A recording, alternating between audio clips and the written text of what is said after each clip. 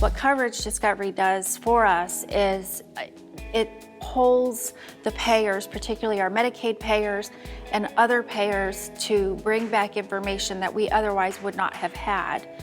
So we can go ahead and bill that patient's insurance and get those services covered for the patient. So that's good for the patient, and it's good for the healthcare organization, because obviously we need to be paid for the services we provide, but we also don't want to negatively impact somebody's financial health if we can avoid that.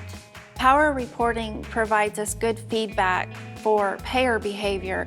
Payers are required by regulation to be available to have eligibility checks a certain percentage of the time. And we found through power reporting that our two largest commercial payers in our state were outliers with that availability.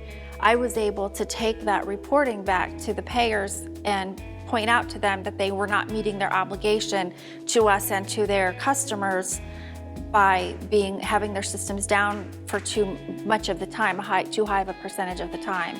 So because we were able to bring that data back to the payer, they did in fact look into it more and found out that there was a system issue they weren't aware of, and they corrected it and brought their response time back in line with their competitors.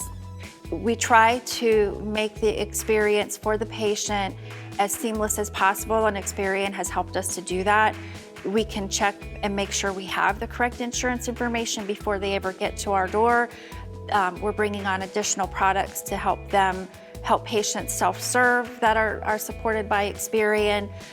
We brought in Experian's infrastructure to help us support bringing our self-pay collections process back in-house a little over a year and a half ago, which has been a huge success, both in the aspect of return on investment, so we're collecting more money, but it's costing fewer dollars for us to collect that money, and patients are happier. So they're given many more options to meet their financial obligations through our use of Experian's tools, and we continue to grow that relationship with things like the Collections Optimization Project.